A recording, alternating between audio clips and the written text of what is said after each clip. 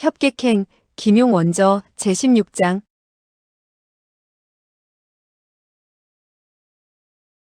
무사람들은 그가 스스로 일일불과사라고 자칭하는 말을 듣게 되자 즉시 몇 사람이 불쑥 내뱉듯 말했다. 그는 정불사이군. 정불사는 껄껄 소리내어 웃었다. 하하하, 이 할아버지께서는 오늘 아직 사람을 죽이지 않았으니 4명의 좀도적을 기분 좋게 죽일 수 있겠구나. 그런데 어느 4명이 될 것인지 스스로 이름을 대도록 하시지. 그렇지 않을 때 저 구절연편을 쓰는 녀석 이외의 다른 사람들은 그저 순순히 나에게 큰절 10번만 하고 나에게 3마디 훌륭한 할아버지라고 불러준다면 나 또한 용서하고 죽이지 않을 수도 있지. 그러자 싸늘한 냉소소리와 더불어 4명의 사람이 벌떡 몸을 일으켜서는 성큼성큼 반전 문 밖으로 나가더니 문 밖에서 한 일자로 늘어섰다. 그들 4사람은 풍량 이외에 범일비와 여정평 그리고 중년의 여인이었다. 그 여인은 무기를 들지 않고 문 밖에 이르자마자 2폭의 비단치마를 위로 획 뒤집고 허리띠를 차는데 허리에는 시퍼렇게 2줄로 단도가 꽂혀 있었고 단도는 각기 반자 정도의 길이인데 적어도 30여 자루는 될 것 같았다. 그 30여 자루나 되는 단도들이 정제하게 허리에 한 꽃을 수놓은 란대에 꽂혀 있었다. 범일비는 왼손으로 판관쌍피를 들고는 낭낭히 입을 열었다. 불초는 요동학 범일비로서 학필문의 장문이니요. 오늘 청룡문의 장문인 풍량풍 형제, 그리고 쾌도문의 장문인 여정평 여형제, 그리고 만마장의 여장주 비황도 고3낭자와 더불어 다른 사람과 약속을 지키기 위해 본파 문인 제자들을 데리고 관동에서 중원으로 들어온 것이요. 우리 관동 사문으로 말하면 정나으리와는 과거에 원한이 없었고 근래에 와서도 또 어떤 감정을 살 일도 하지 않았는데 그토록 거듭 희롱을 하고 모욕을 하다니 도대체 무엇 때문이요? 정불사는 그의 말에 대해서 전혀 들은 척도 하지 않고 고개를 옆으로 돌리고는 고3낭자를 잠시 동안 바라보더니 시큰둥하게 말했다. 아름답지 않군. 못났군. 그는 그 한마디를 내뱉게 되었을 때에 똑바로 고3낭자를 바라보면서 연신 고갯짓을 했는데 그것은 서화폭을 감상하던 중 크게 마음에 들지 않아서 하는 행동처럼 보였다. 물론 그와 같은 표정과 태도는 고3낭자의 얼굴 모습이 잘 생기지 못했다는 것을 말하고 있다는 것쯤 모든 사람이 다 알 수가 있었다. 고3낭자는 성격이 열화와 같았을 뿐만 아니라 평소에 자만심이 많은 사람이었다. 그 원인은 첫째 그녀 자신에게 정말 놀라운 재간이 있었고 둘째로 그녀의 부친이나 시아버지 그리고 사부님이 강호무림에서 모두 다 엄청난 권력을 갖고 있었기 때문이며 셋째로는 만마장에 좋은 밭들이 만경이나 되는 데다가 거기다가 목장과 인삼밭도 있을 뿐만 아니라 소유하고 있는 이면은 그 평수를 헤아릴 수 없을 정도였다.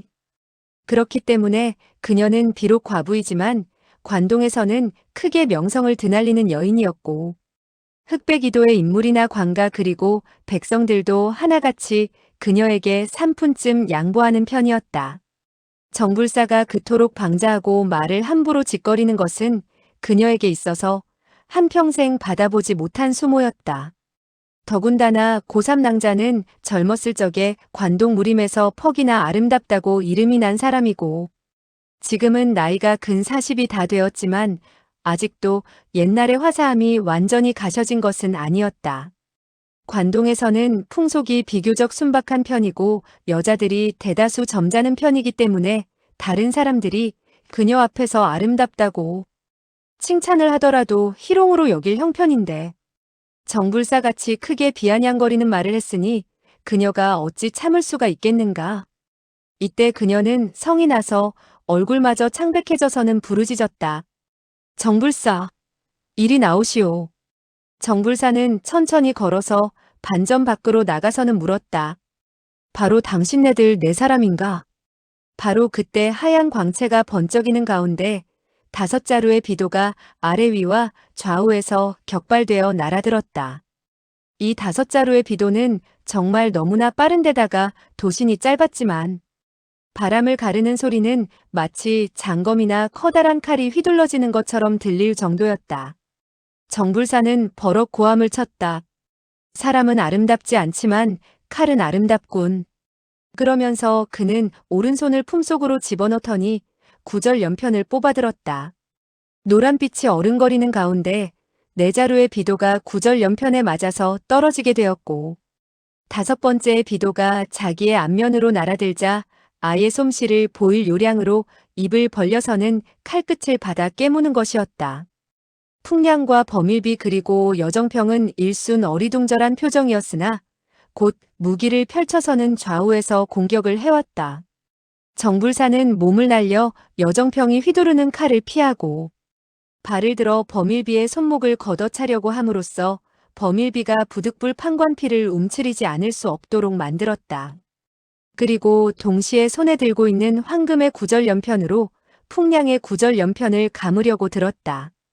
풍량은 반점에서 나서자마자 이미 10분 정신을 가다듬고 기운을 낸 상태에서 정불사가 하는 양을 지켜보고 있었다. 그는 정불사라는 늙은이가 실제에 있어서는 그 자신 혼자만을 노리고 있다는 것을 알았고 나머지 사람들은 들러리에 불과하다는 것을 알고 있었다. 이때 그는 정불사의 구절연편이 밀려드는 것을 보고 손목을 떨치며 구절연편을 한 자루의 장창처럼 뻣뻣하게 세워서는 상대방의 가슴팍을 찌르려고 들었다. 이 일초는 사이빈복이라는 초식으로서 원래 장창의 창법이었다. 그런데 그는 진력을 구절연편에다가 돋우게 되었고 거기다가 다시 한 가닥의 교묘한 기운을 써서는 구절연편을 창날처럼 뻣뻣하게 만들었던 것이다. 원래 금주청룡무는 편법 역시 대단한 편이었다. 그렇기 때문에 풍량은 상대방이 강적인 것을 알고 나서자마자 평생의 절기를 펼쳐낸 것이었다. 정불사는 입으로 비도를 뱉고는 칭찬의 말을 했다. 도적 같은 녀석에게서도 몇 수 훌륭한 솜씨가 있었군. 그는 오른손을 내밀어서는 그의 채찍 머리를 억지로 잡으려고 들었다. 풍량은 깜짝 놀라서는 재빨리 팔을 움츠려서는 채찍을 거두어들였다. 그러나 정불사의 손이 채찍 끝을 따라 뻗쳐왔다. 다행히 여정평이 알맞게 칼을 휘둘러서 그의 팔을 내려쳤기 때문에 정불사는 손을 움츠려 들여야 했다. 휙 하는 소리가 급작하게 울려 퍼지면서 고3낭자가 다시 한 자루의 비도를 던져내었다. 4사람이 이와 같이 손을 쓰게 되자 정불사는 대뜸 희희덕거리는 얼굴빛을 거두고 정신을 가다듬고서 싸움에 임하게 되었으며 구절연편으로 한 무리의 노란 광막을 이루어서는 자기 자신의 몸을 지켰으며 속으로는 꺼림칙하게 생각했다. 요동의 무공이 조금도 어수룩한 데가 없구나. 이 할아버지께서는 이 자들을 잘못 보았군. 이 네 녀석이 만약에 하나하나 덤벼든다면 이 할아버지가 죽이는 데 있어서 조금도 힘이 들지 않겠지만 한꺼번에 몰려들어 떼싸움을 벌이게 된다면 그야말로 약간 어려워지겠는걸? 이번 관동 사대문파가 중원으로 일제히 들어닥치기 전에 사대문파의 장문인들은 먼저 만마장에서 한 달 남짓한 시일을 두고 무공을 익혔으며 그들 사파 무공의 득실을 연구했다. 즉 적을 임하게 되었을 때 어떻게 하면 서로 구원을 할 수 있느냐 하는 문제를 연구하고 토론한 것이다. 이번 미리 조련을 한 정성이 아니나 다를까 헛되지 않아 강남에 이르자마자 4사람이 어깨를 나란히 하고 적을 상대하게 된 것이었다. 이때 여정평과 범일비는 가까운 곳에서 공략을 펼치고 있었고 풍량은 약간의 간격을 두고서 구절연편을 휘둘러 빈틈을 노리고 파고들면서 주로 정불사의 허리깨를 공략했고 고3낭자는 멀찍이 서서 한 자루의 비도를 내던지곤 하는데 던질 때마다 정불사로 하여금 정신을 써서 피하지 않을 수 없도록 만들었다. 이 4사람들 가운데 범일비의 초식이 가장 노련하고 매서웠으며 여정평은 칼힘이 웅후하여 한 칼질에 80-90근의 힘이 실려 있었다. 석파천과 정당은 무사람들의 등 뒤에 서서 그들이 싸우는 것을 구경하고 있었는데 30-40초를 구경하게 되었을 때에 여정평과 범일비가 동시에 공세를 취하자 정불사가 채찍을 휘둘러서 두 사람을 밀어내고 있었는데 풍량의 구절연편이 알맞게 정불사의 머리를 옆으로 쳐가고 있었다. 그리하여 정불사가 막 고개를 숙이게 되었을 때에 휙휙 하는 소리와 함께 두 자루의 비도가 그의 목을 스칠 듯이 지나가는데 그 간격은 몇치에 불과했다. 칼을 피하기는 했으나 정불사의 턱 아래 기른 반백의 수염은 비도에 의해 수십 가닥이 잘려져 나가게 되고 한 가닥 한 가닥의 수염이 그의 얼굴 앞에서 난무하게 되었다. 반점의 문가에 서서 구경을 하던 관동 사대문파의 제자들은 일제히 갈채를 보냈다. 고3낭자의 비도가 훌륭하군요. 정불사는 속으로 놀라고 말았다. 저게 지배가 정말 대단하구나. 만약에 다시 살수를 펼치지 않는다면 아무래도 정불사는 오늘 크게 당하고 말겠구나. 갑자기 그는 길게 휘파람을 내불며 구절연편을 휘둘렀다. 채찍의 그림자가 어른거리는 가운데 왼손으로는 금나수법을 펼쳤고 구절연편으로는 멀리 있는 사람들을 공격했다. 그러니까 왼손으로는 가까이 있는 사람에게 공격을 하고 구절연편으로는 좀 떨어져 있는 사람들에게 공격을 한 것인데 왼손만으로도 여정평과 범일비 두 사람으로 하여금 공격하기보다는 수비를 더 많이 하도록 만들어 놓고 있었다. 관동 사대문파의 제자들은 갈채를 보내기는 했으나 그 소리를 끝내게 되었을 때에 얼굴에 하나같이 우려의 빛을 띄웠다. 옆에서 구경하는 석파천은 그야말로 싱글벙글했다. 그와 같은 수법들은 정불사가 양자강의 배 위에서 그에게 전수한 바가 있었던 것이지만 그 당시 그는 무학의 도리에 대해서 아는 바가 너무나 적었기 때문에 그저 억지로 미처 소화도 못 시키고 주워 삼키는 꼴이 되었던 것이고 따라서 전혀 어떻게 운용하느냐 하는 것을 몰랐다.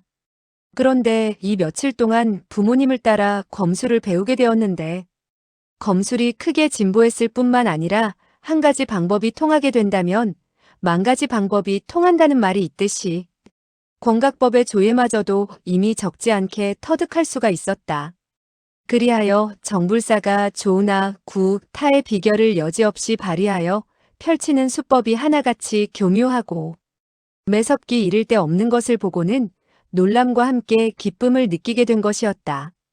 다섯 사람이 한참 동안 어울리게 되었을 적에 갑자기 정불사는 왼팔을 쭉 뻗었는데 그 순간 그의 손은 어느덧 여정평의 어깨 쪽지를 잡았다. 여정평은 칼을 휘둘러 그의 손을 내려치려고 들었다. 석파천은 그와 같은 광경을 보고 깜짝 놀라서는 그와 같이 칼을 베어내게 된다면 정불사가 그 기세를 빌어 반격을 시도하게 되고 그 결과 틀림없이 여정평의 안면을 후려치리라는 것과 정불사의 매서운 장력으로 미루어 볼 때 여정평의 목숨을 보존하기가 힘들 것이라는 사실을 알 수 있었다. 따라서 그는 자기도 모르게 불쑥 소리쳤다. 당신의 얼굴을 때리려는 것이오. 그의 내력이 충만한 만큼 그 소리는 여러 무기들이 휙휙하니 바람 소리를 일으키는 가운데에서도 여러 사람의 귀에 똑똑히 들렸다. 여정평은 무공이 뛰어난 사람이라 그 호통 소리를 듣게 되자 즉시 깨닫는 바 있어 총망 중에 손에 들고 있는 칼을 던지면서 몸을 땅바닥에 던져 대구르르 굴렀다. 초식의 변화가 신속하다고 했으나 얼굴은 어느덧 정불사의 장풍에 얻어맞는 결과가 되고 대뜸 숨도 제대로 쉬지 못할 정도로 콱 막히는 것을 느끼게 되었을 뿐만 아니라 얼굴은 마치 칼로 살을 발라내는 듯 무척 아픈 것을 참아야 했다. 그리하여 그는 수 장 밖으로 굴러간 이후에야 벌떡 몸을 일으켜 세우기는 했으나 가슴이 쿵쾅쿵쾅 마구 뛰는 것을 금할 수가 없었다. 그는 조금 전에 생사의 간격이 그저 한 가닥 신라처럼 가늘었으며 만약 그 누가 있어 깨우쳐주지 않았더라면 그의 일장을 정통으로 얻어맞게 되었으리라는 것을 알았다.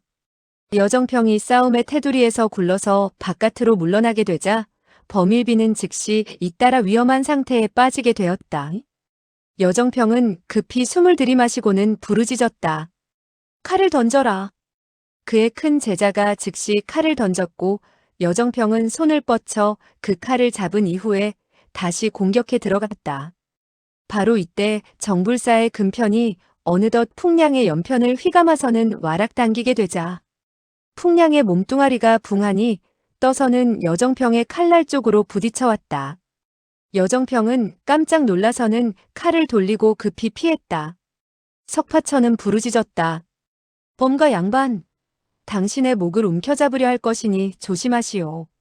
범일비는 어리둥절해졌으나 미처 생각해볼 여유도 없이 판관쌍피를 들어 먼저 목을 보호했다. 아니나 다를까 정불사의 5개 손가락이 동시에 뻗쳐왔으며 싹 하는 소리와 함께 그의 목 옆을 스치면서 5가닥의 혈흔을 내는 것이 아닌가. 진정 신락 같은 차이로 비켜난 것이었다.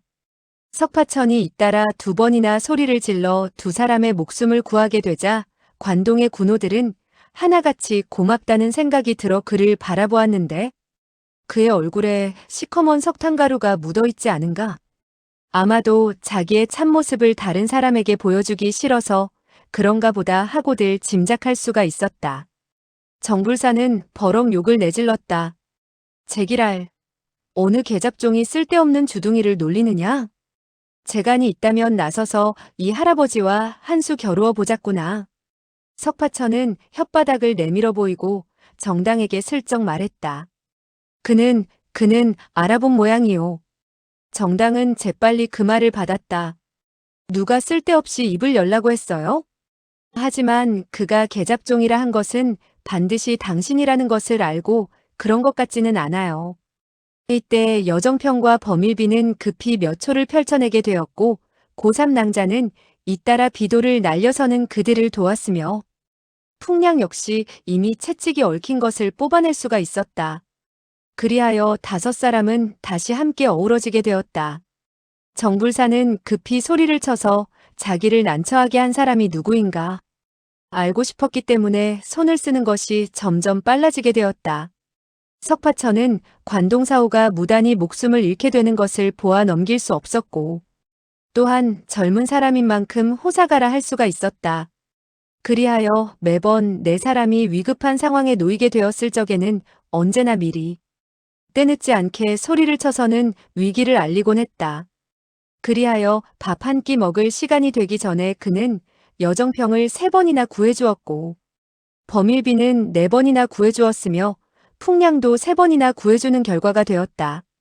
정불사는 미칠 것처럼 성이 나서는 갑자기 위험한 수법을 썼다. 금으로 만든 채찍을 높이 휘두르며 몸을 붕하니 도약시키더니 고3낭자에게 덮쳐들면서 왼손을 벼락같이 내려치려고 들었다. 이 한 수에 천마행공의 초식이 펼쳐지게 되었는데 손이 떨어지는 곳이 무척 괴이했기 때문에 석파천은 급히 갈파하지 않을 수 없었고 그래서 고3낭자는 간신히 피할 수가 있었지만 오른쪽 어깨를 역시 정불사의 손가락에 스치게 되어 오른팔을 다시는 들 수 없게 되었다.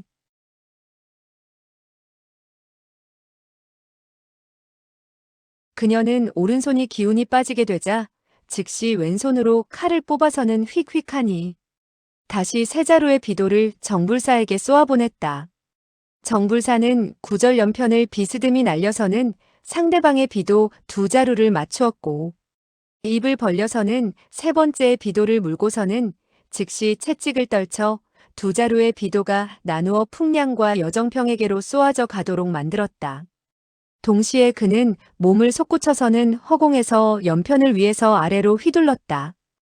고3낭자가 허리를 구부리고 연편을 피하려고 했을 적에 무사람들이 큰 소리로 놀란 소리를 내질렀다. 그 순간 고3낭자는 머리 위가 바짝 조여드는 것을 느끼게 되었고 자기도 모르게 몸이 붕 떠오르는 것을 깨달을 수가 있었다. 원래 정불사는 금으로 만들어진 연편의 끝으로 그녀의 상투 머리를 휘감아서는 그녀를 허공으로 들어올린 것이었다. 풍량 등 3사람은 깜짝 놀라고 말았다. 4사람이 함께 손을 쓰는 이 마당에도 적의 핍박을 받아 아슬아슬한 고비를 연신 맞아야 했는데 고3낭자가 만약에 난을 당하게 된다면 나머지 3사람도 결코 요행을 바라볼 수가 없었기 때문에 즉시 세 사람은 자기의 몸들을 돌보지 않고 정불사에게로 덮쳐들었다. 정불사는 한 가닥의 진기를 끌어모으더니 훅 하니 입에 물고 있던 비도를 고3 낭자의 배 쪽으로 뱉어 보내고 왼손으로는 나, 타, 구, 략의 수법을 써서는 순식간에 잇따라 살수를 펼쳐 덮쳐드는 세 사람을 물리쳤다. 고3 낭자는 몸이 허공 중에 떠 있었기 때문에 비도가 날아드는 것을 도저히 피할 수가 없었다. 그리하여 그녀가 눈을 질끈 감는 순간 그녀의 뇌리에 번개 같은 생각이 떠올랐다.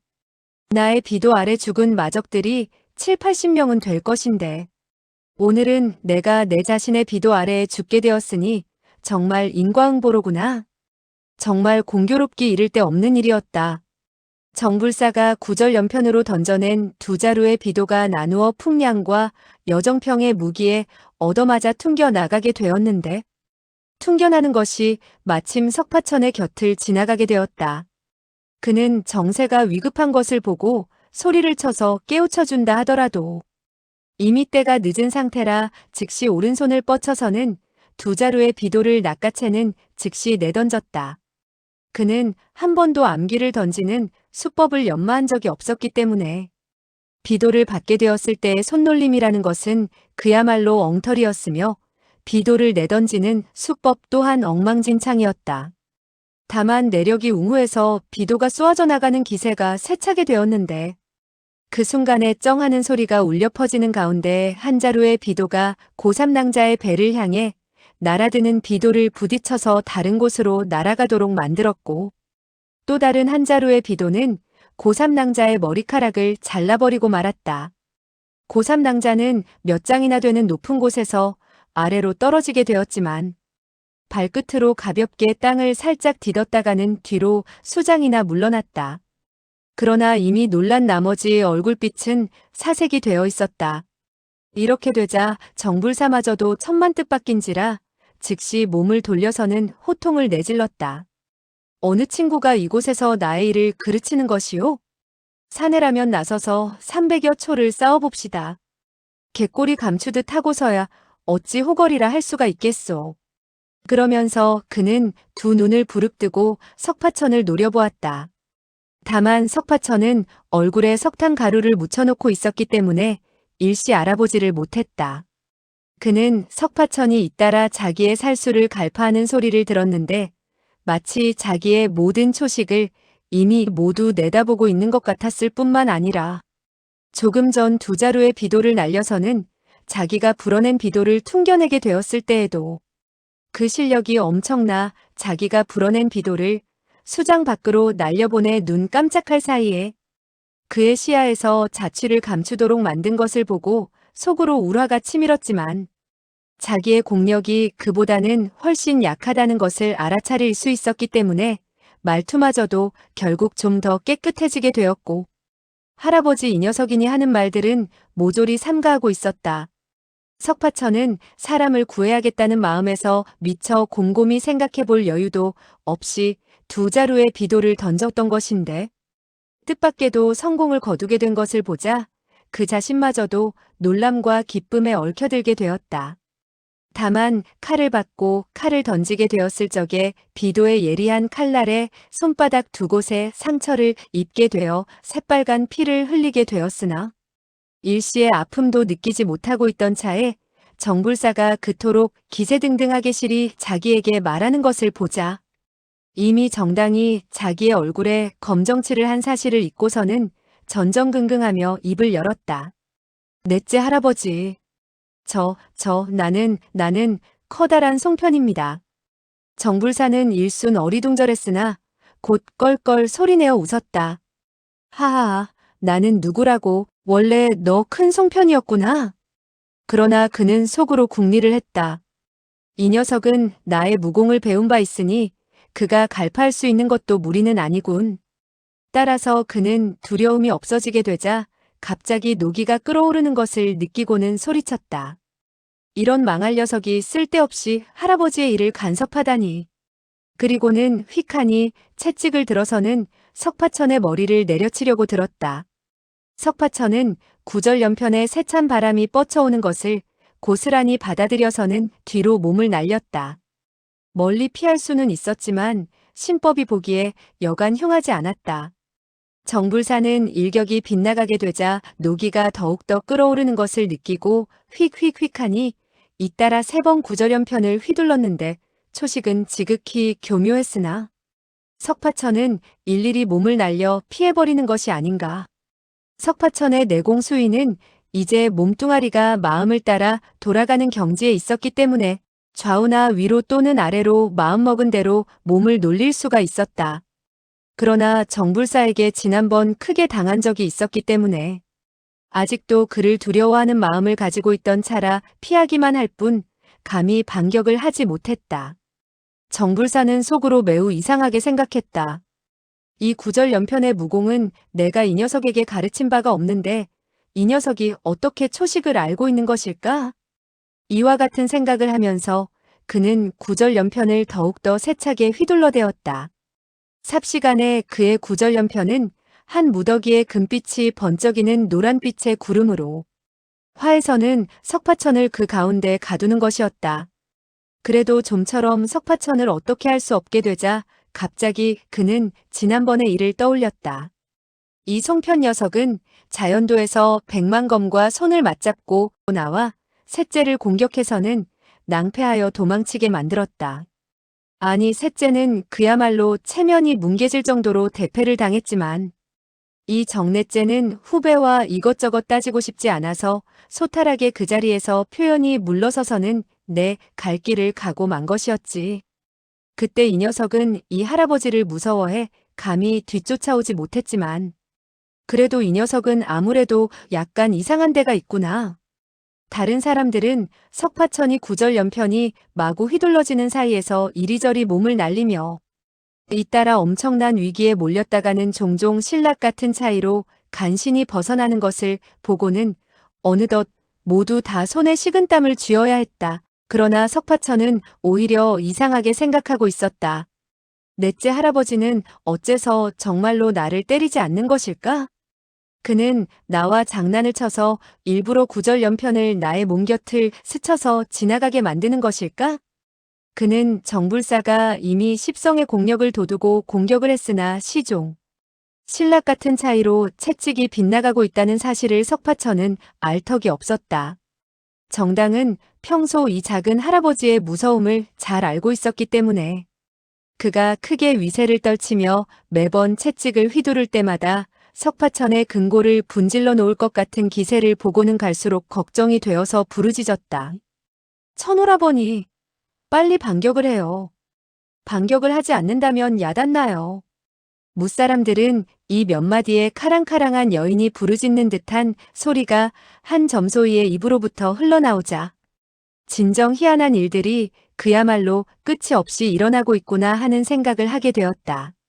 그러나 그들은 정불사와 석파천 두 사람 가운데 한 사람은 미친 듯이 금으로 만들어진 채찍을 휘둘러대고 또 다른 한 사람은 어지럽게 피하느라 돌아가는 광경에 온 신경을 돋우고 있었기 때문에 점소이가 갑자기 간드러진 음성을 낸 데 대해서는 미처 놀라워하거나 의아해할 여가를 가질 수가 없었다.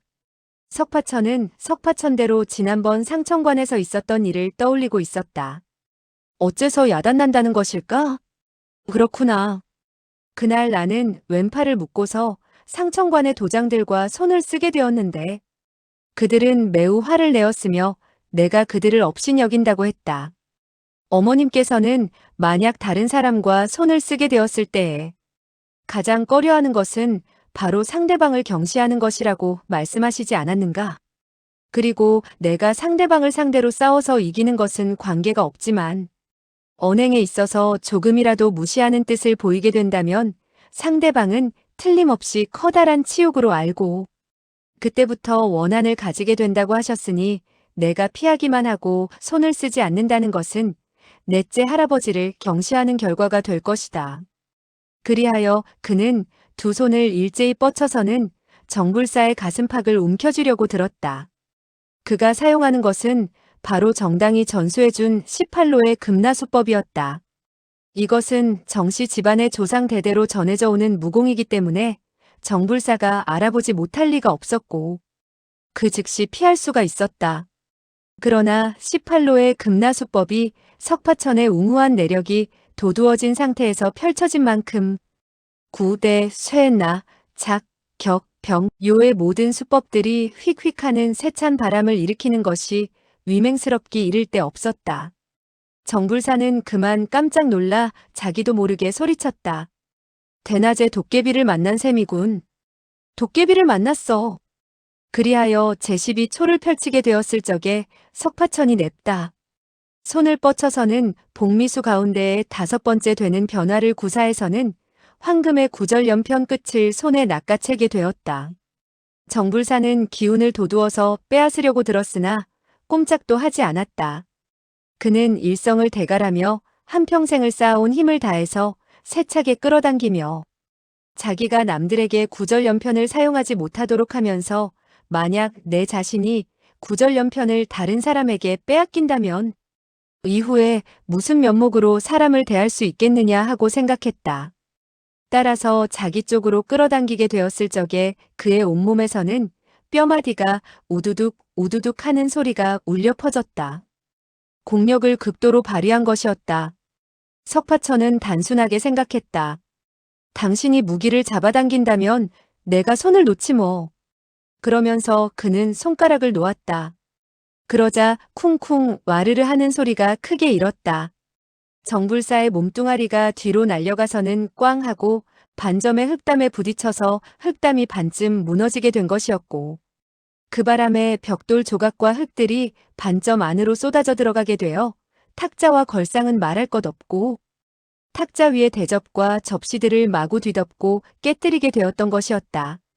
곧이어 네 마디의 처참한 비명소리가 울려 퍼지는 가운데 한 명의 관동에서 온 사대문파의 제자 한 사람과 3명의 구경꾼이 그만 앞으로 엎어지게 되었는데 그들의 등 중심에서는 선혈이 솟아나고 있었다. 석파천은 서둘러 달려가 보았다. 4사람의 등은 깨어진 대접이나 대나무 젓가락에 적중된 것이었고 정불사는 이미 간데온데 없이 사라지고 보이지 않았다. 아마도 그는 자기가 대적하지 못할 것을 알고는 가슴속에 끓어오르는 노기를 안고서 떠나게 되었지만 도저히 분풀이를 할 수 없게 되자 손에 잡히는 대로 깨어진 대접과 대나무 젓가락을 집어서는 4사람을 향해 던져 4사람을 쓰러뜨린 것이었다. 이때 범일비 등도 재빨리 달려와 4사람을 부축해 일으켰다. 그러나 모든 사람들은 요해를 적중당해 이미 숨이 끊어져 있었다. 정불사가 그토록 흉악하고 거친 것을 보자 모두들 아연실색하고 말았다. 또 한편으로는 만약에 석파천이 의협심에서 나서주지 않았더라면 지금쯤 시체가 되어서 땅바닥에 나뒹굴어져 있을 사람은 지금 쓰러져 있는 4사람이 아니라 바로 그들 사대문파의 장문이었으리라는 생각을 하게 되었다. 따라서 그들은 일제히 석파천에게 절을 했다. 소엽의 그 높으신 의리와 은덕은 좀처럼 잊을 수가 없을 것 같구려. 소엽의 존성대명은 어떻게 되시오? 석파천은 이미 어머님으로부터 강호에서 갖추어야 할 예절 같은 것을 배웠기 때문에 즉시 그 역시 절을 하며 발례를 하고는 말했다. 감당할 수가 없소이다. 조그만 일을 가지고 뭘 그렇게까지 말씀을 하시는지요. 불초의 성은 석씨이며 이름은 중옥이라 하오이다. 그리고 그는 다시 4사람의 성명과 문파를 물어보았다. 범일비 등이 자기네들의 신분과 성명을 밝히더니 다시 정당의 이름을 물었다. 석파천은 그 말에 단순히 입을 열었다. 그녀는 띵땅이라 하지요. 바로 나의 나이. 잇따라 나이라는 말을 했을 뿐 얼굴이 시뻘개져서는 다음 말을 잇지 못했다. 범일비 등은 경험이 많고 온갖 풍상을 겪어온 사람들이라 한 쌍의 젊은 남녀가 변장을 하고 동행을 하게 되었을 적에는 자연히 어느 정도 겸연쩍고 말 못할 사정이 있으리라고 생각을 했다. 따라서 석파천의 안색이 부자연스러워져서는 말을 못하는 것을 보고는 더 묻지를 않았다. 정당은 옆에서 재촉을 했다. 우리 빨리 가도록 해요. 석파천은 고개를 끄덕였다. 그럽시다. 그리고 그는 2손을 맞잡고 무사람들에게 작별을 고했다. 범일비 등은 끊임없이 사의를 표하면서 고을 밖까지 전송을 했다. 여러 사람들은 다시 석파천에게 사문 내력을 가르침 받으려고 했으나 정당이 옆에서 자꾸만 석파천에게 눈짓을 하는 것을 보고 다른 사람에게 알리기를 싫어한다는 것을 알아차리고는 인사말만 했다. 석소엽이 오늘 베푸신 커다란 은혜는 한평생 보답하기가 어려울 것 같소이다. 차후에 명령만 내린다면 우리 관동의 맏형제들은 끓는 물 속이 아니라 타는 불길 속으로 뛰어드는 한이 있더라도 마다하지 않겠소이다. 석파천은 어머님이 그에게 가르쳐준 바 있는 대로 응수를 했다. 모두가 무림의 일맥이니 의당 서로 도와야 하지요. 여러분들이 이토록 겸손해 하시니 불초가 오히려 부끄러울 뿐이외다. 오늘 이렇게 친구로 맺어지게 된 것을 불초로서는 실로 그지없이 기쁘게 생각하는 바이올시다. 범일비 등은 그에게 목숨을 구원받게 되었기 때문에 그렇지 않아도 매우 고마워하던 차인데 젊은 나이에 무공이 그토록 고강하면서도 또한 사람됨이 겸손하고 온화한지라 더더욱 우러러보게 되었고 그대로 헤어지는 것이 섭섭했다.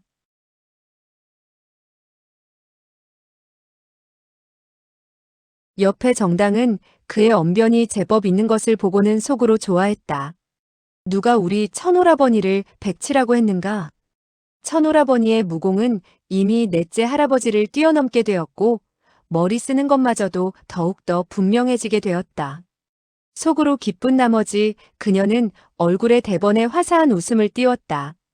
그녀는 얼굴에 숟가루를 묻혀놓아 엉망이 되었으나 무사람들은 자세히 살펴본 결과 정당히 아름다운 소녀라는 것을 알아볼 수가 있었다. 다만 머리에 다 헤어진 전모를 쓰고 있었고 몸에는 가슴팍에 기름때가 거울처럼 번지르르하게 묻어있는 시중배의 옷차림을 하고 있어 모두들 속으로 웃었다. 고3 낭자는 손을 뻗어 그녀의 팔을 잡으며 웃으면서 입을 열었다. 이와 같이 예쁜 점원이 이 세상에 있으리라고는 생각지 못했군. 귀에는 또 한 쌍의 명주 귀고리를 달았구먼. 강남의 점원은 역시 우리 관동의 점원과는 다른 데가 있구려. 무사람들은 그 말을 듣고는 모두 다 하나같이 소리내어 웃었다. 정당 역시 풋하고 웃음소리를 내었으며 자기의 실수한 바를 떠올렸다. 조금 전에 넷째 할아버지를 만나는 통에 그만 당황한 나머지 변장을 하면서 귀고리를 떼는 것을 깜빡했구나. 고3 낭자는 수백 명의 고을 백성들이 멀리 서서 구경만 할 뿐 감히 다가오지 못하는 것을 보고 조금 전 한바탕의 격전이 매우 격렬했다는 사실을 떠올리지 않을 수 없었다. 더군다나 정불사는 이 고을 백성을 3명이나 죽였으니 이 고을 백성들은 틀림없이 자기네들을 노략질이나 하는 농림의 호걸로 생각할 것 같았다. 따라서 그녀는 동료들에게 제의를 했다. 이곳은 오래 머물 수가 없을 것 같으니 우리들도 모두 떠나도록 하지요. 그리고 그녀는 다시 정당에게 말했다. 소매, 이와 같이 옷을 바꿔 입느라고 아마 속옷마저도 더럽힌 것 같구려. 우리가 바꾸어 입을 양으로 가져온 옷들이 많으니 나쁘다고 생각하지 않는다면 객점으로 찾아들어서 먼저 목욕을 하고 몇 가지 갈아입도록 하구려. 그리고 그녀는 고개를 갸웃거리며 다시 정당을 바라보며 말을 이었다. 소매와 같이 이토록 아름다운 강남의 미녀는 이 늙은 언니가 한 번도 본 적이 없구려. 여장으로 소매가 되돌아간 이후의 모습, 그림에서나 볼 수 있는 미녀의 모습을 이 늙은 언니는 정말 보고 싶구려. 그래야만 이후에 관동으로 돌아갔을 적에 이 바깥 세상을 구경하지 못한 친척이나 친구들에게 자랑할 거리가 생겨나지 않겠소? 고3 낭자가 이토록 달콤한 말로 칭찬을 하자 정당은 그만 뭐라고 말할 수 없을 정도로 흐뭇해져서는 방긋 웃었다. 제가 치장을 할 줄 모른다 하더라도 언니께서는 웃지는 마세요. 고3 낭자는 그녀의 그와 같은 말을 듣자 이미 허락한 것을 알고는 왼손을 드러내저으며 외쳤다. 모두들 떠나도록 하지요. 무사람들은 모두 우렁차게 그러자고 대답을 했다. 그리고 말을 끌고 와서는 석파천과 정당이 말에 오르도록 기다려서는 각기 다투어 말을 타고는 그 관동의 제자 시체를 싣고서 질풍과 같이 말을 몰아 그 고을을 벗어났다. 이 일행들 가운데 나이로 따지나 무공으로 볼 때에 하나같이 범일비가 우두머리 노릇을 하는 것 같았다. 그러나 이번 중원에 오는 데 있어서 모든 비용은 만마장에서 출자하기로 되어 있었기 때문에 고3 낭자는 성격이 호방하고 흥청망청하는 편이라 돈을 물쓰듯이 하기 때문에 자연스럽게 이 한때 사람들의 우두머리 노릇을 하게 된 것이었다. 여러 사람들은 각기 요동의 건말을 타고 삽시간에 수십 리를 달려나가게 되었다. 석파천은 살그머니 정당에게 물었다. 이 길이 송강부로 가는 길이요? 정당은 웃으면서 고개를 끄덕였다. 기실 송강부는 동남쪽에 위치하고 있었는데 여러 사람들은 동북쪽으로 달려가고 있어 석청 부부와는 갈수록 멀어지고 있었다. 땅거미가 지게 되었을 적에 그들은 한 커다란 고을에 이르게 되었다. 이곳은 평양채라고 하는 곳이었다. 무사람들은 곧장 이 고장에서 가장 큰 객점으로 찾아들게 되었고 그 죽은 제자는 쾌도문의 문화생이었기 때문에 여정평이 제자들과 후사를 처리했으며 의식을 차린 이후 화장을 해서는 죄를 갈무리했다. 고3 낭자는 이때 방에서 정당을 도와 여장을 갖추도록 하고 있었다. 그녀는 정당이 젊은 부인의 옷차림을 하고 있으나 행동거지에서는 처녀라는 것이 완연히 드러나는지라 속으로 매우 의아하게 생각했다. 그날 밤 관동의 군호들은 객점에서 돼지와 양을 잡고 크게 잔치를 벌이게 되었는데 석파천을 굳이 수석에 앉혔다. 정당은 정불사와 자기 관계를 이야기하고 싶지 않아. 매번 고3 낭자와 범일비가 이야기를 빙글 돌려서 석파천과 그녀의 사문 내력을 알아보려고 했을 적에는 언제나 얼렁뚱땅 얼버무렸다. 군호들은 그들이 이야기하지 않으려고 하는 것을 보고는 다시 더 묻지를 않았다. 고3 낭자는 석파천과 정당의 사이가 매우 친밀해 보이고 정당이 석파천을 바라보게 되었을 때에 더욱 두 눈에 정이 담뿍 서려 있는 것을 보고 속으로 생각했다. 은공과 이소매는 아마도 10중 8구 야간 도주를 한 한 쌍의 연인인 것 같구나. 우리들은 그야말로 눈치 없이 이들 두 사람의 좋은 일을 방해해서는 안 될 것이다. 범일비 등은 관동에서 평소 대단한 위험을 토하고 있었으며 그야말로 불가일세로 날뛰었는데 이번에 중원으로 들어와서는 정불사와 일전을 벌인 결과 하마터면 전멸을 당할 뻔했는지라 마음속으로 여간 꺼림칙한 것이 아니었다. 그리고 여정평은 자기의 힘이 되는 제자가 죽었는지라 더욱더 마음이 우울했다. 그러나 석파천과 정당의 앞에서는 억지로 정신을 차리고 기운을 내어서는 배불리 술과 음식을 들지 않을 수가 없었다. 연회석이 파한 이후에 고3 낭자는 범일비에게 눈짓을 했다. 그리고 두 사람은 석파천과 정당의 팔을 잡고서는 한 칸의 객실로 들여보냈다. 범일비는 씩 웃고서는 물러갔는데 고3 낭자는 웃으며 한마디를 했다. 은공, 우리 이 새색시가 예쁘지 않나요? 석파천은 얼굴을 붉히고 정당을 한번 바라보았다. 정당의 얼굴은 붉게 물들어 있었고 두 눈동자에서는 금방이라도 추파를 던질 것 같았다. 석파천은 그만 그와 같은 그녀의 모습에 가슴이 쿵 뛰는 것을 느끼게 되었다. 따라서 두 사람은 동시에 머리를 돌리고 각기 뒤로 두 걸음을 물러서서는 벽에 기대어 섰다. 고3 낭자는 깔깔거리고 웃으면서 입을 열었다. 하하하, 오늘 밤 두 분은 동방화촉을 밝히게 되었는데 이토록 부끄럼을 타다니 어처구니가 없군요. 이와 같이 멀찍이 떨어져 있는 것은 그야말로 손님처럼 서로 공경하자는 뜻인가요? 그리고 왼손으로 방문을 닫으면서 오른손을 휙하니 휘둘러 한 자루의 비도를 날려보내 휘황하게 켜진 촛불의 심지를 잘랐다. 그런데 그 비도는 심지를 자르고도 기운이 뻗쳐서 조금도 누그러짐이 없이 창문으로 날아나갔다. 이렇게 되자 방은 이미 칠흑과 같은 어둠에 휩싸이게 되었고 기분이 좋아진 고3 낭자는 웃으며 입을 열었다. 삼가 두 분이 100년 동안 금실 좋게 머리가 팥뿌리가 되도록 사시기를 빕니다.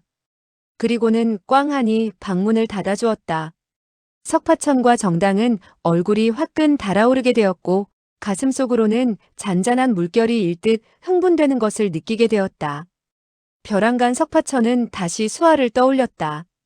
수아가 나의 이 광경을 보게 된다면 틀림없이 화를 내게 될 것이다.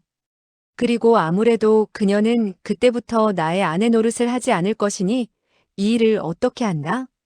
갑자기 마당에서 한 사내의 음성이 크게 들려왔다. 영웅호걸이라면 우리 칼과 창을 꼬나쥐고 남이 보는 앞에서 한바탕 붙어보자고. 슬쩍 몰래 한 자루의 비도를 날려보내다니 그러고서야 무슨 호걸이고 영웅이라고 할 수가 있는가. 그야말로 구웅 곰이지.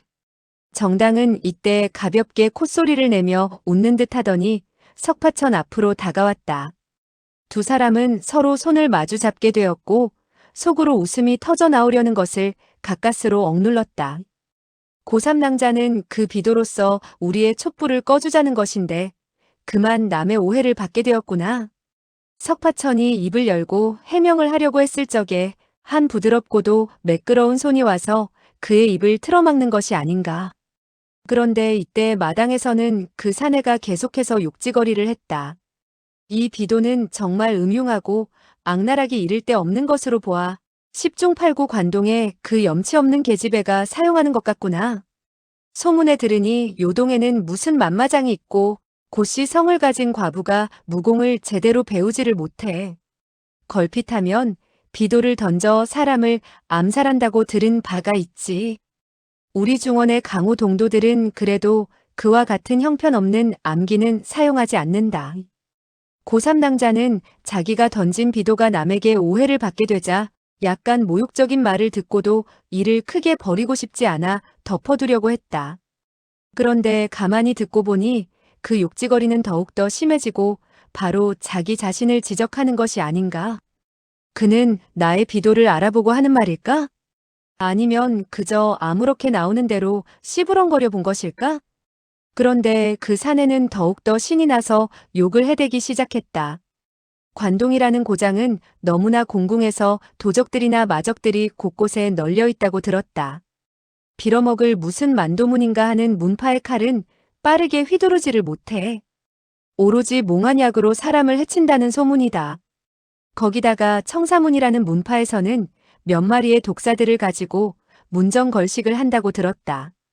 거기다가 범과 성을 가진 사람은 일비낙수라고 하던가 두 자루에 똥을 푸는 막대기를 사용한다고 들었는데 정말 웃다가 입이 삐뚤어질 지경이군. 그 사람이 그렇게 큰 소리로 떠들어대는 말을 듣게 되자 관동의 군호들은 그만 하나같이 안색이 변하고 말았다. 그들은 그 사내가 바로 자기네들 일행을 노리고 찾아온 사람임을 알 수가 있었기 때문이었다. 여정평은 손에 자금도를 들고서는 마당으로 달려나갔다. 그러고 보니 한 왜소한 사내가 손짓 발짓을 해가며 신이 나서 욕지거리를 하고 있었다. 여정평은 호통을 내질렀다. 친구, 당신이 이곳에서 터무니없는 소리를 짓거린 것은 무슨 의도이지? 그 사람은 제법 큰 소리를 쳤다. 무슨 의도가 있다는 것인가? 노부는 관동 사람들의 납작한 골통을 보기만 하면 속으로부터 화치밀어 하나하나 그 머리통을 잘라서는 대들보에 걸어놓고 싶은 심정이다. 여정평은 고개를 가볍게 한번 끄덕여 보였다. 매우 좋다. 납작한 골통이 바로 이곳에 있으니 어디 한번 쳐보시지. 그리고 몸을 흔들며 어느덧 그의 옆으로 다가들면서 자금도를 들어 옆으로 쓰러쳤다. 대번에 그 사내는 허리깨로부터 두 동강이가 나게 되었고 상반신은 일장 밖으로 날아가 떨어지게 되었는데 그 바람에 온 마당에 선혈을 뿌리게 되었다. 이때의 범일비와 풍량 그리고 고3 낭자 등은 모두 다 마당으로 나와서 구경을 하고 있었다. 이 왜소한 사내가 어떤 신기한 무공을 펼칠 것인지 심지어 여정평을 두 동강 내지 않을까 하는 기대에서 주시를 했던 것인데 그와 같은 광경에 그만 놀람과 의아함에 입이 딱 벌어지고 말았다. 여정평으로서는 더욱더 놀라 얼이 빠질 지경이었다. 그 사내는 큰 소리를 치며 관동 사대문파의 무공을 한 푼어치의 가치조차 없는 것으로 매도했는데 그 점으로 보아 놀라운 재간이 없다 하더라도 여정평과 몇 수는 겨룰이라고 생각했던 것이었다. 그런데 전혀 무공을 모르는 사람이었으니 그들로서는 천만 뜻밖이라 하지 않을 수가 없었다. 군호들이 정이 어처구니가 없어 서로의 얼굴을 쳐다보게 되었을 때에 갑자기 지붕 위에서 그 누가 냉랭한 어조로 입을 열었다. 훌륭한 재간이군. 훌륭한 재간이야. 관동의 쾌도문 여대엽은 한 칼에 차를 나르고 밥을 나르는 점원을 두 동강이 내었군. 관동의 군호들은 고개를 쳐들고 소리가 나는 곳을 바라보았다. 그러고 보니 한 사람이 몸에 잿빛 장포를 걸치고 옆짐을 지고서 지붕 위에 서 있었다.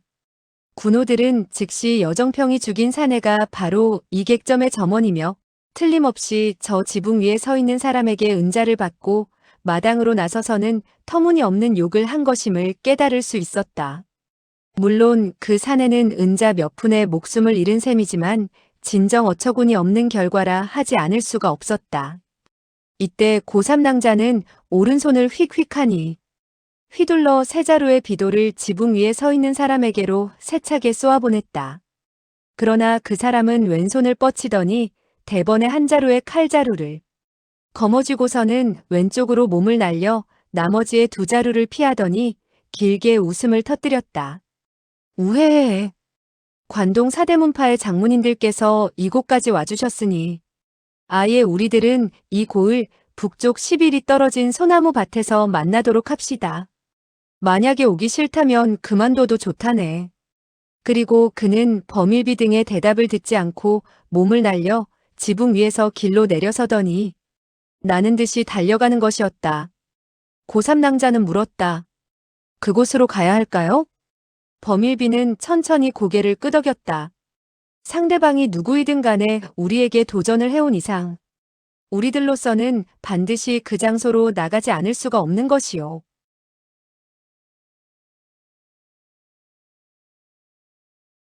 고3낭자는 맞장구를 쳤다.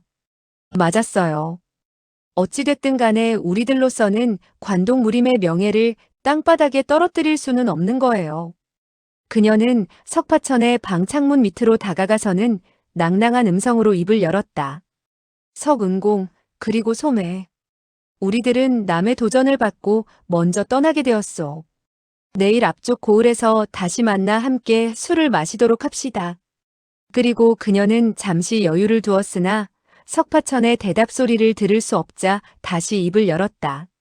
이곳에서 이미 살인사건이 벌어지게 되었으니 약간 일이 번거롭게 되는 것을 면할 수 없게 될 것이외다. 그러니 두 분 역시 일찌감치 출발을 해서 피해를 입게 되는 일이 없도록 하시구려. 그녀는 석파천과 정당 두 사람에게 함께 자기네들이 약속한 장소로 가자는 말을 하지 않았다. 낮에 정불사를 상대로 격전을 벌이게 되었을 때에 석파천이 그들 네 사람의 목숨을 구해주었는데 만약에 다시 석파천에게 함께 가자고 초청을 하게 된다면 마치 그의 보호를 애걸하는 것 같아질 것이고 또 그렇게 됨으로써 관동 사대문파가 너무나 허수아비 같은 존재로 알려지게 될까봐 마음이 내키지 않았던 것이다. 이때 객점에서는 점원이 피살된 것을 알고는 모두 다 왁자하니 떠들면서 난리를 피우고 있었다. 어떤 사람들은 목청껏 고함을 질렀다. 악한들이 사람을 죽였소. 목숨을 구해주시오. 그런가 하면 어떤 사람은 급히 외쳤다. 빨리 관가에 알리시오. 그런가 하면 어떤 사람들은 나직이 당부하며 말했다. 아무 소리 하지 마시오. 악한들은 아직 떠나지 않았소. 석파천은 나직이 물었다. 어떻게 하지? 정당은 한숨을 내쉬었다. 아, 어찌됐든 간에 이곳에서는 머물 수 없게 되었으니 그들을 따라가서 구경이나 하도록 해요. 석파천은 걱정스러운 듯 말했다. 그런데 상대방이 누구인지 모르겠구려. 혹시 당신의 넷째 할아버지가 아닐까? 정당은 고개를 가로저었다. 나도 모르겠어요. 우리 두 사람은 얼굴을 내밀어서는 아니 되어요. 어쩌면 우리 할아버지일지도 몰라요. 석파천은 아, 하는 소리를 내며 놀라 말했다. 그렇다면 야단났구려. 나는 역시 안 가겠소. 정당은 입을 삐쭉 내밀었다. 바보. 만약에 우리 할아버지라면 우리가 뺑소니 치면 될 것이 아니겠어요? 지금 당신의 무공이 이토록 강하니 할아버지도 당신을 죽일 수가 없어요. 나는 걱정되지 않는데 당신은 되레 겁을 내는군요. 그와 같은 말을 하는 사이에 말발굽 소리가 울려 퍼지고 관동의 군호들이 잇따라 객점에서 나서는 소리를 들을 수가 있었다. 그런데 이때 고3당자가 큰 소리로 외쳤다. 이곳에 200열량의 은자가 있다. 열량은 숙박비이고 200량은 그 점원의 장례비와 집안을 돌보는 비용이다. 사람을 죽인 사람은 산동의 마적인 왕대호이니 다른 사람에게 누를 끼치지 않도록 하라. 석파천은 나직이 물었다. 어째서 또 산동의 마적 왕대호가 툭 튀어나오는 것이요? 정당은 설명을 했다. 그것은 가짜예요. 관가에 알리게 되었을 때에 변명을 하기 좋게 하느라고 그러는 것이죠.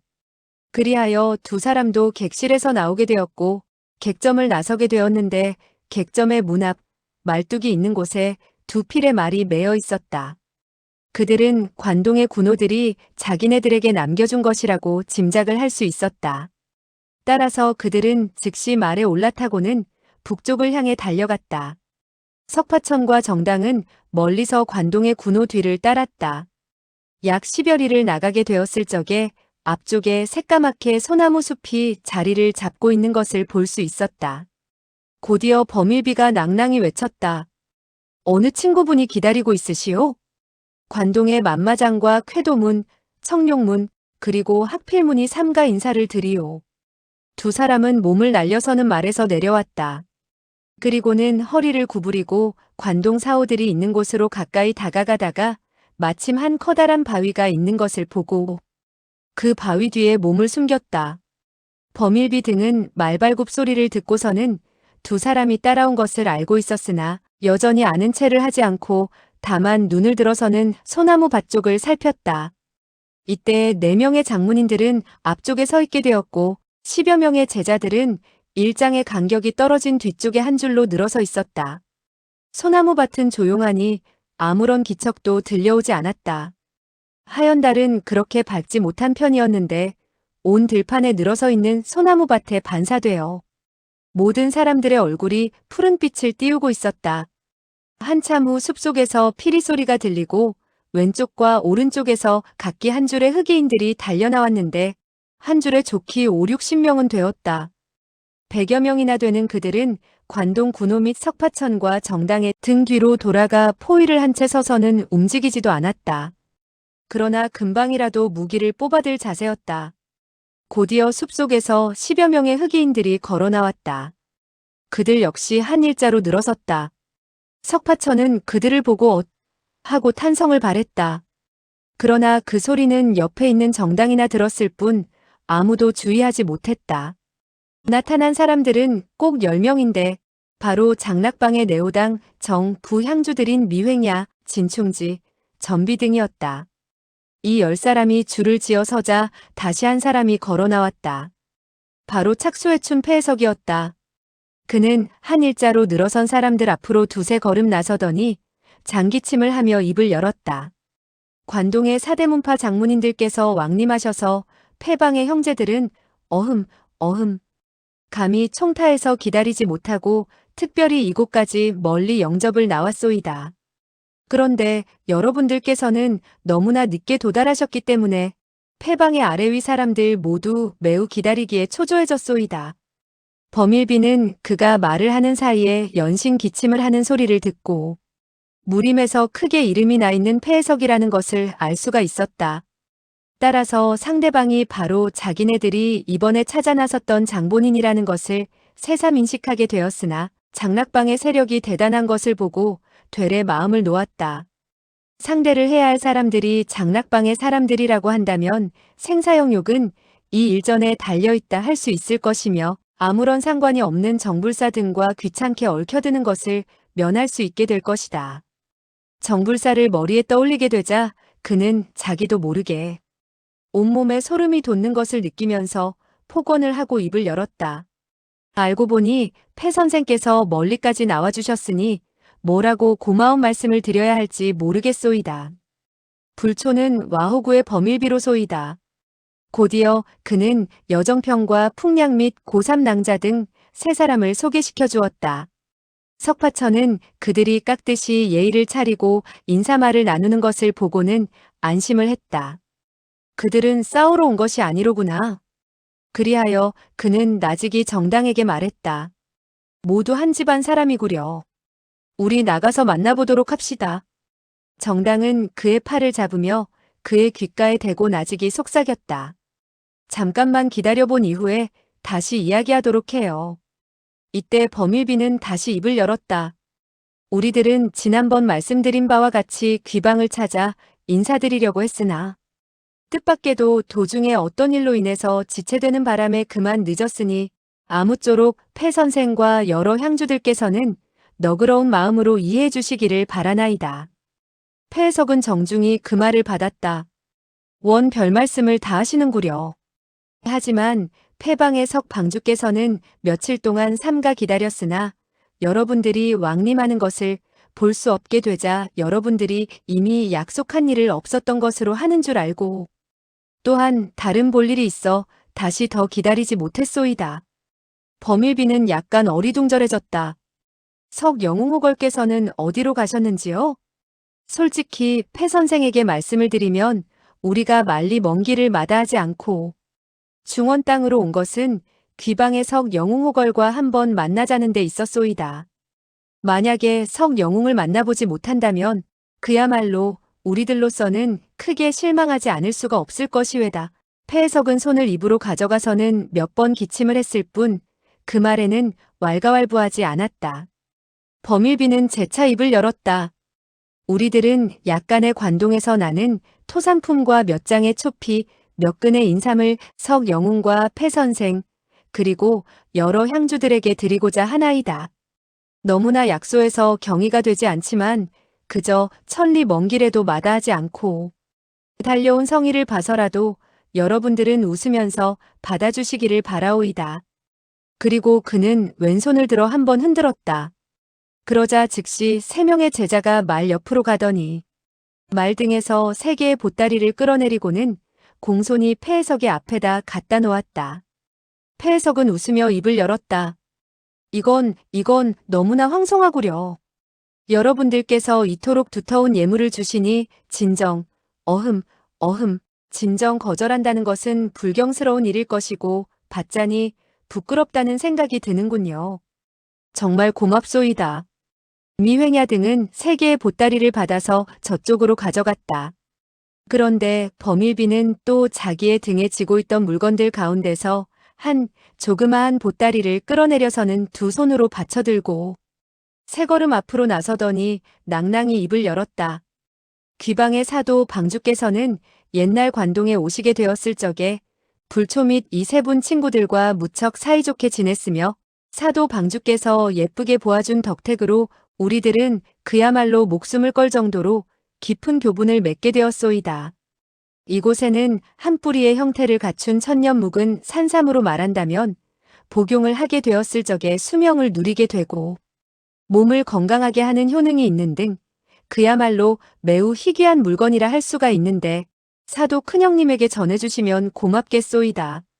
그리고 그는 두 손으로 보따리를 받쳐들고 폐해석을 바라볼 뿐 얼른 보따리를 디밀지 않았다. 석파천은 매우 이상하게 생각했다.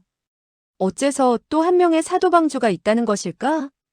이때 폐해석은 몇 번 기침을 하고 또 길게 한숨을 내쉬더니 입을 열었다. 폐방의 전 방주였었던 사도 형님으로 말하면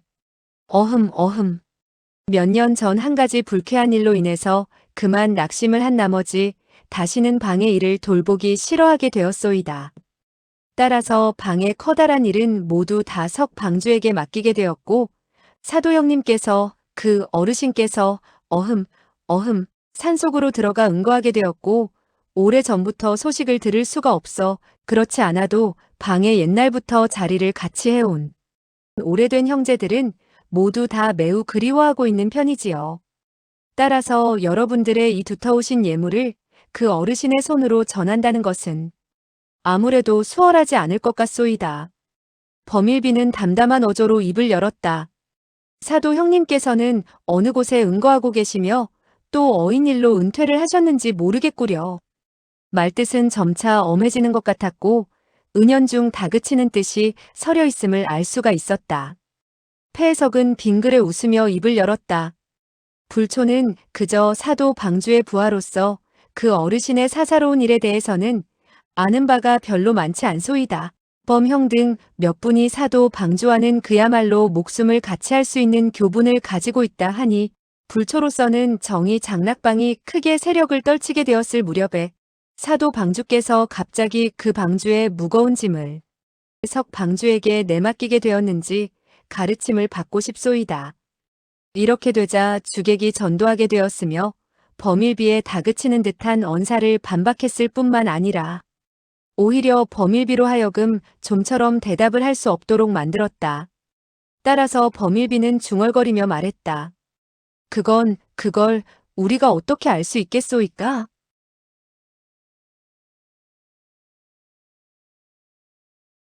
폐석은 입을 열었다.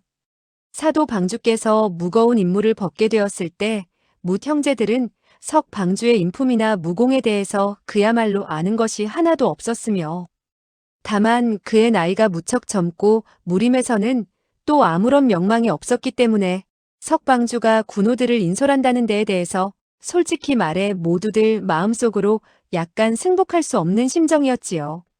그러나 석 방주께서는 방주의 자리를 잇게 된 이후 본방을 위해 몇 가지 큰 공을 세웠소이다. 따라서 사도 방주께서는 그야말로 영웅을 알아보는 해안을 지니신 분이라고 아니할 수 없을 것이며 그 어른이야말로 비단 무공이 월등하게 뛰어날 뿐만 아니라 견식 또한 역시 비범했다는 것을 알 수가 있었소이다. 어흠. 만약에 그렇지 않았을 때에 그분께서 또 어떻게 요동의 영웅호걸들과 교분을 가질 수 있었겠소이까? 그 말뜻은 만약 당신들이 사도 방주의 눈이 사람 볼 줄을 모른다고 생각한다면 당신들 자신마저도 대단한 인물이 못 된다는 것을 말해주고 있었다. 이때 여정평은 갑자기 불쑥 입을 열었다. 폐 의원, 우리들이 관동에서 들은 소문은 결코 그렇지가 않소이다. 그렇기 때문에 모두 다 함께 중원 땅으로 들어와 모든 것을 명백하게 알아보려는 것이 외다. 폐해석은 담담히 말했다. 만리밖까지 소문이 전해지게 되었을 적에는 점점 불어날 수도 있는 것이고 없었던 일도 그럴싸하게 있는 것처럼 와전될 때도 있는 것이 외다. 그런데 여러분들께서는 어떤 유언비어를 들으셨는지 모르겠구려. 여정평은 엄숙한 얼굴을 하고 입을 열었다. 진상이 아직도 크게 밝혀지기 전에는 궁극적으로 그 소문이 유언비어라고 단정하기는 어렵소이다. 우리들은 한 분의 친구로부터 들은 바가 있는데 그것은 사도 형님께서 거기까지 말하다가 그는 말끝을 흐렸으나 갑자기 두 눈에 형형한 안광을 크게 빛내면서 다시 낭낭한 어조로 입을 열었다. 장락방의 간악한 인물에게 해침을 받아서 영문도 모를 죽음을 당했다는구려. 그리고 방주의 자리는 한 명의 음탕하고 여색을 밝히고 흉폭하면서도 잔인한 젊은 탕아의 손으로 들어갔다는구려. 그 친구분은 당당하게 이야기를 했으며 듣기에도 거짓말 같지 않았소이다. 우리들은 사도 형님의 옛날 은정을 생각하고 비록 무공이나 명망으로 볼 때에 귀방의 큰일에 대해서 물어볼 자격이 없다는 것을 알고 있으면서도 친구를 위한 뜨거운 마음을 주체할 수가 없어서 그만 당돌함을 무릅쓰게 되었소이다. 폐해석은 싸늘히 냉소를 흘렸다. 흐흐흐. 형의 조리 있는 말씀이 오히려 당돌함을 면할 수가 없을 것 같소이다. 여정평은 얼굴이 뜨끈해지는 것을 느끼며 속으로 생각했다. 사람들은 착수해춘 폐해석이 똑똑하다고 하더니 정말 명불허전이로구나. 이와 같은 생각을 하면서 그는 큰 소리로 말했다. 귀방에서 어떤 사람을 우두머리로 삼고자 했는지에 대해서 국외인이 굳이 나서서 물어볼 필요가 있겠소이까? 우리 이 관동의 무림도에서는 그저 귀방에서 사도방주가 지금쯤 돌아가셨는지 아니면 살아계시는지를 묻고 싶을 뿐이외다. 그리고 그가 귀방의 방주 자리에 앉지 않은 것은 도대체 그분이 좋아서 자리를 기꺼이 버리신 것인지 아니면 다른 사람의 핍박을 받아서 물러선 것인지 알고 싶었을 뿐이외다. 폐석은 얼굴에 냉소를 띄웠다. 이 패가는 그릇이 못되지만은 그래도 강호에서는 조금이나마 헛된 명성을 지니고 있는데 한 번 한 말에 대해서 어찌 부정을 하겠소이까? 귀하가 만약에 반드시 이 패모가 거짓말을 한다고 한사코 단정을 짓겠다면 이 패모로서도 그저 끝까지 거짓말을 할 수밖에 없을 것 같구려. 흐흐흐. 여러분들은 모두 다 무림에서 신분 내력이 있는 사람이고 친구를 위해 열성을 보이는 데 대해서는 그야말로 우리들로서는 탐복해 마지 않는 바이지만 이 일에 대해서는 아무래도 타당성이 결여된 것 같소이다. 고3낭자는 언제나 남으로부터 칭찬의 말이나 아첨하는 말을 들어왔을 뿐이었는데 이제 폐해석으로부터 그와 같은 빈정거림을 당하게 되자 그만 크게 노기가 끌어올라 매서운 어조로 입을 열었다. 사도 오라버니를 해쳐 죽게 만든 사람들 가운데 아무래도 당신 패씨 성을 가진 사람이 주모자인 것 같구려. 우리들이 중원으로 들어오게 되었을 적에 사도 오라버니의 원수를 갚자고 각오를 단단히 한 바가 있으며 벌써부터 살아서 돌아갈 생각은 하지 않고 있었소이다.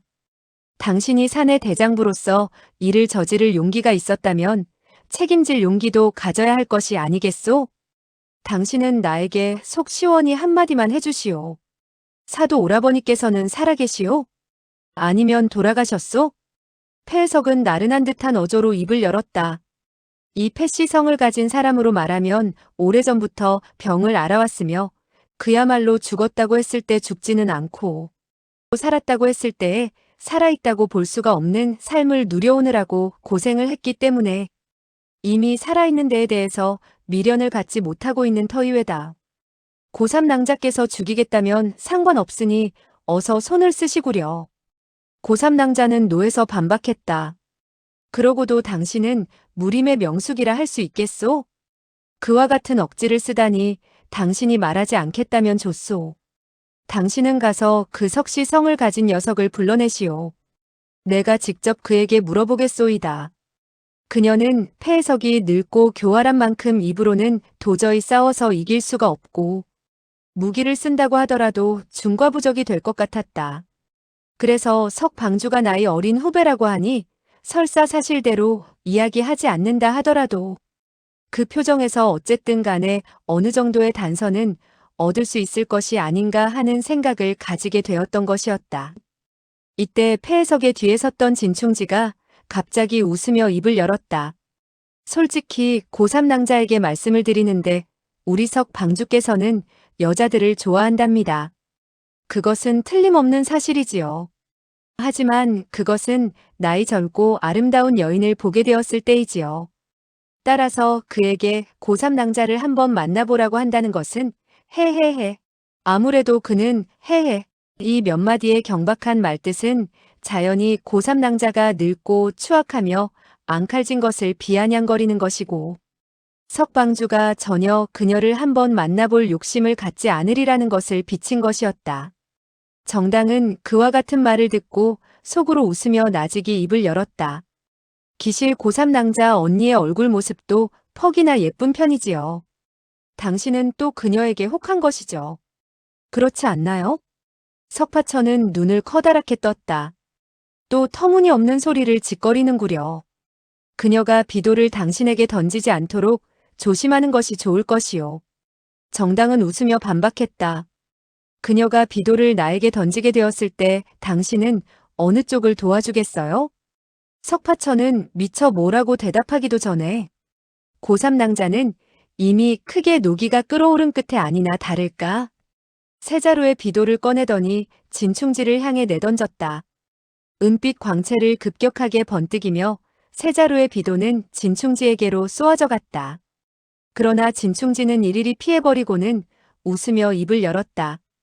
당신이 나를 잘 봤다 하더라도 무슨 소용이 있겠소?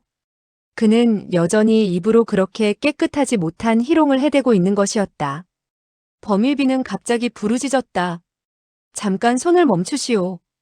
그러나 고3 낭자는 노기가 한번 끓어오르게 되자 도저히 억제할 수 없는 듯 비도를 잇따라 내던졌으며 그 손놀림이 더욱더 재빨라지고 있었다.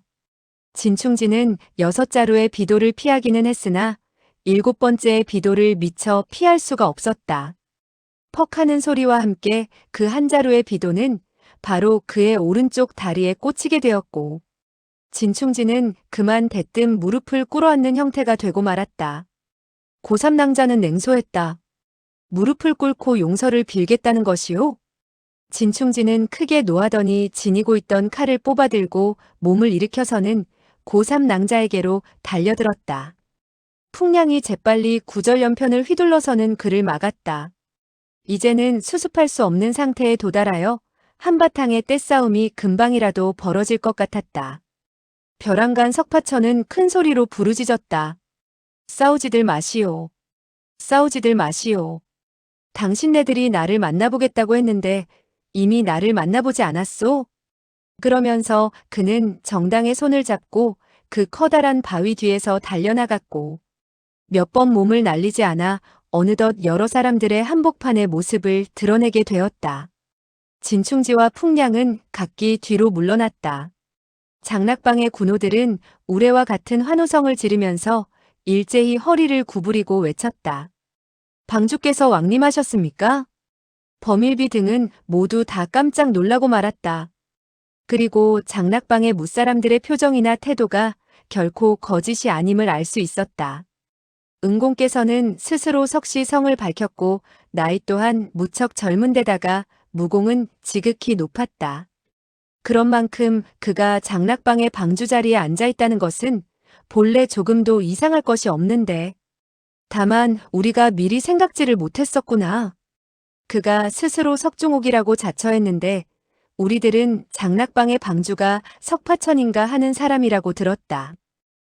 석중옥의 자가 파천이 되는 것은 얼마든지 있을 수가 있는 일이 아닌가. 고3 낭자는 겸연쩍은 어조로 입을 열었다. 은공. 알고 보니 당신이 바로 장락방의 방주였구려. 우리들은 정말 경망된 행동을 했구려. 진작 이럴 줄 알았더라면 어떻게 믿지 않을 수가 있었겠소이까?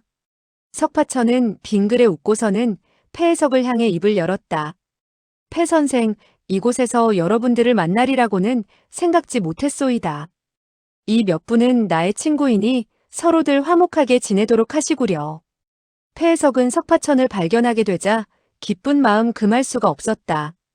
그는 관동의 군호들과 원래부터 조금도 원한을 갖고 있는 것이 아니었기 때문에 약간 허리를 구부려서는 말했다.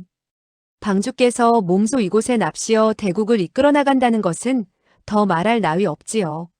모든 일은 방주께서 알아서 처단하도록 하시구려. 고3 낭자는 천천히 입을 열고 설명을 했다. 우리들은 남의 말을 듣고 사도 오라버니께서 남에게 해침을 당한 줄 알았소이다. 그래서 귀방과 만날 것을 약정하게 되었는데 세방주님이 바로 석은공일 줄이야 어찌 알았겠소이까? 석은공께서는 의리가 하늘을 찌를 것 같으니 결코 사도 오라버니에 대해서 어떤 양심에 어긋난 일을 하지 않았을 것이라는 생각이 드는구려.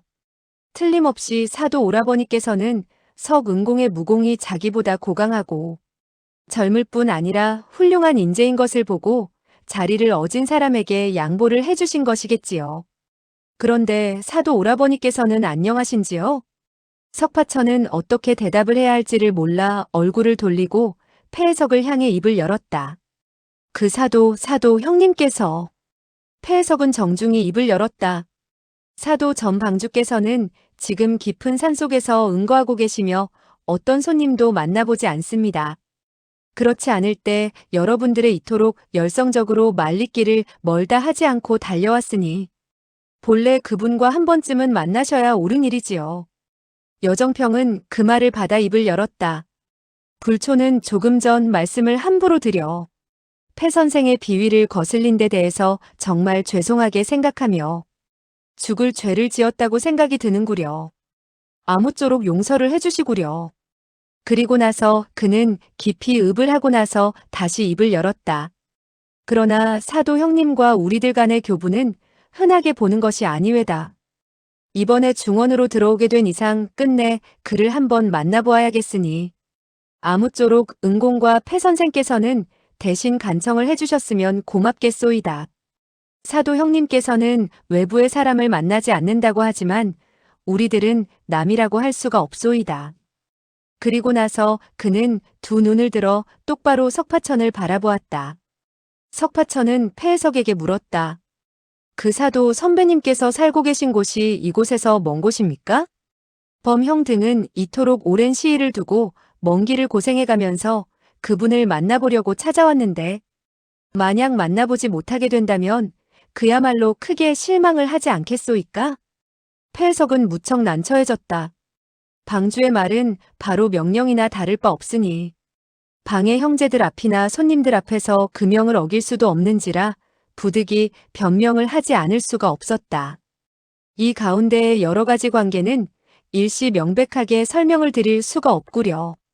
여러분들께서 먼 길을 마다하지 않으시고 방문을 해주셨는데 장락방에서 어찌 조금이나마 주인의 도리를 다하지 않을 수가 있겠소이까? 폐방의 총타는 이곳에서 멀지 않으니 아무쪼록 멀리서 오신 여러분들은 폐방의 총단으로 가셔서 한 잔의 술이라도 마시면서 천천히 이야기해도 늦지 않을 것 같소이다.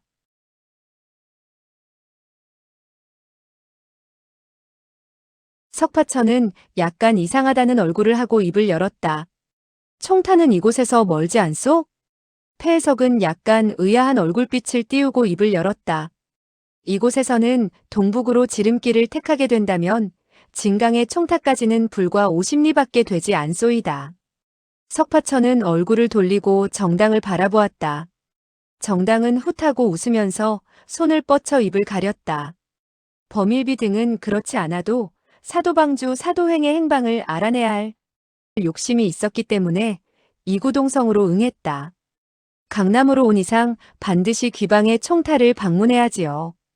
즉시 일행은 동북쪽으로 향해 나가게 되었고 날이 밝은 이후에는 어느덧 진강의 장락방 총타에 도달할 수가 있었다. 방 안에는 자연히 집사의 일을 보는 사람들이 있어서 요동의 군호들을 은근히 정성껏 접대를 했다. 석파천과 정당이 어깨를 나란히 하고 내실로 들어가자 시거문 방주가 돌아온 것을 보고 여간 반가워하지 않았다. 그리고 아름다운 정당을 데리고 온 것을 보고 그녀는 옛 버릇이 재발한 것이라고만 생각했다. 석파천이 막 세수를 끝내고 시검이 가져다 준 차를 마시고 있는데 폐해석의 음성이 들려왔다. 시검 소저, 폐해석이 배웁고자 찾아왔다고 방주님에게 전가를 좀 해주시구려. 석파천은 시검이 고하기도 전에 밖으로 나아가며 입을 열었다. 폐 선생, 그렇지 않아도 궁금하여 물어보려던 참인데 사도 방주의 일은 어떻게 된 것이오? 폐해석은 나직이 말했다. 방주님, 잠시 저쪽으로 좀 가실까요? 그리고 그는 화원으로 걸음을 옮겼다. 석파천은 그의 뒤를 따랐다. 국화꽃으로 둘러싸인 정자에 이르러 석파천에게 돌의자에 앉도록 권한 후 그도 옆에 앉았다. 그리고 천천히 입을 열었다. 방주께서는 병을 앓으신 후 옛날의 일을 여전히 기억하지 못하는 것 같군요. 석파천은 이제 장락방에서 어떤 마음을 품고 있는가에 대해 알고 있었다. 그러나 온몸의 한기와 열기가 엄습해와 죽을 고비에 이르렀을 때 그가 살려준 것이 사실인지라 차분한 어조로 말했다. 그렇소. 그러니 폐 선생은 처음부터 끝까지 자세히 이야기를 해주시기 바라오. 폐해석은 느릿한 어조로 입을 열었다. 전방주는 사도행이라고 하는 분이며 아우는 팔조금룡이라고 일컫는데 방주님의 사숙이 되십니다. 그건 기억하고 계시겠지요? 나의 사숙이라고요? 나는 어째서 전혀 기억이 없을까? 도대체 어떤 문파이요? 사도 방주는 자기의 내력을 분명히 말하지 않았는데 저희들이 따지고 물어볼 수가 없었지요. 3년 전에 방주께서 사부의 명령을 받고 아니 잠깐, 나의 사부는 또 누구이요? 방주께서는 지난번 앓으신 병의 충격이 너무나 컸던가 봅니다. 사부가 누구신지도 기억하지 못하시니. 그리고 폐해석은 고개를 가로저었다. 저희들이야 어찌 방주님의 사문 내력을 알 수 있겠소이까? 방주께서 한 번도 밝히지를 않았던 것이지요. 이어 그는 기침을 하더니 다시 말을 이었다. 지난번 설산파의 백만 검은 방주가 설산파의 제자라고 하지만 속하는 많은 의심을 느꼈소이다. 방주님의 무공수법은 전혀 성질을 달리하고 있으니까 말이외다. 석파천은 잠시 생각을 굴리며 말했다. 나의 사부라면 최근에 모시게 된 금우파의 산우파밖에 없소이다. 그리고 그는 자기의 뒤통수를 탁 쳤다. 자기가 기억하고 있는 사실과 남들이 말하는 사실이 너무나 거리가 멀어 답답하기 그지없었다.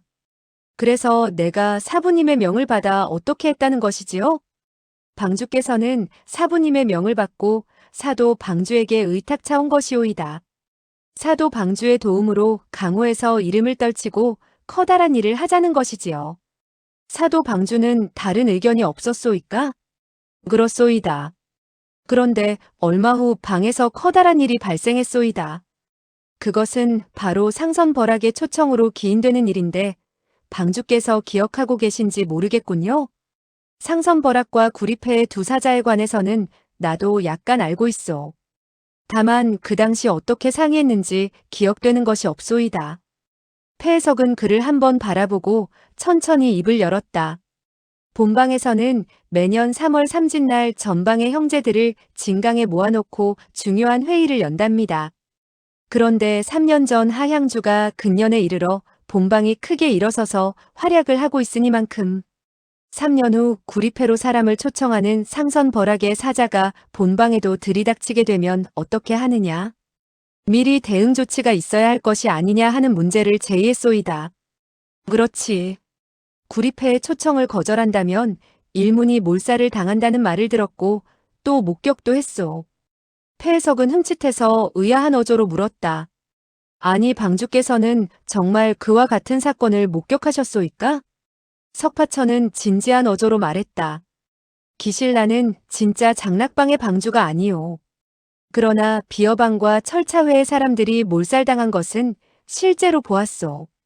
그러면서 그는 상선벌학의 수단이 너무 악독했다고 한탄했다.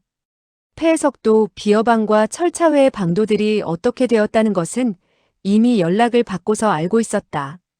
그는 한숨을 쉬고 계속 설명을 했다. 사실 그와 같은 죄인은 쓸데없는 걱정을 하는 것이 아닌데 방주는 크게 역정을 내시며 하향주가 사람들을 선동한다고 감금하라는 명령을 내렸소이다. 그는 말을 계속했다. 여러 사람들이 나서서 사정을 하자 사도 방주는 그를 용서하겠다고 약속을 했소이다. 그런데 그날 밤 몰래 하향주를 죽여버린 것이 왜다. 그리고 그가 자살했다고 발표했지요. 아니 방주와 하향주는 서로 원한이라도 있었소? 그건 아니고 사도 방주는 다른 사람들이 그 일을 들먹이는 것이 싫었기 때문이지요. 석파천은 고개를 끄덕여 보이며 석청 부부와 정당의 덕으로 세상의 물정에 눈이 트게 되었는지라 속으로 생각했다.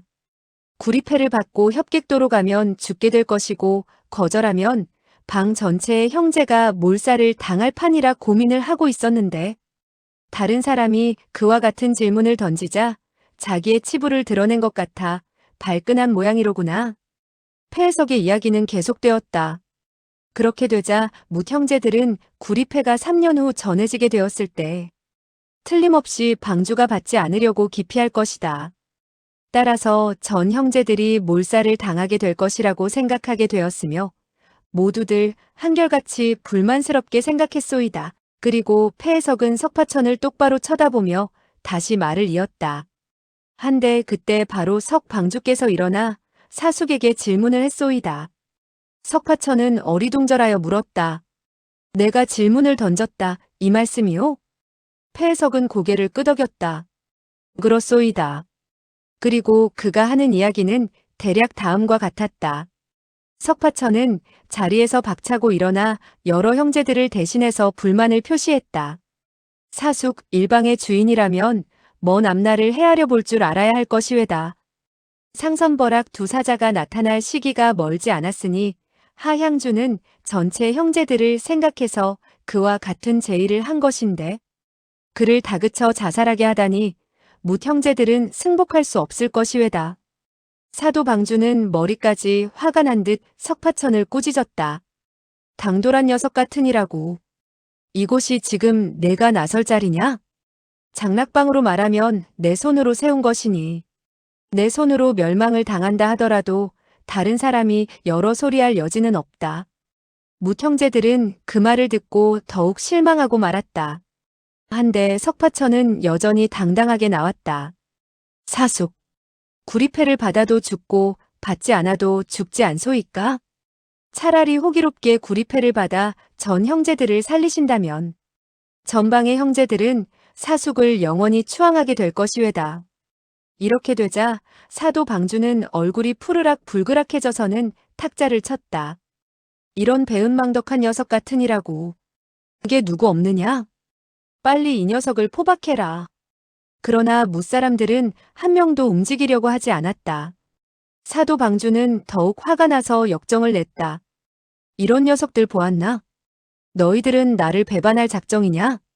좋아. 저 어린 녀석부터 죽여주겠다.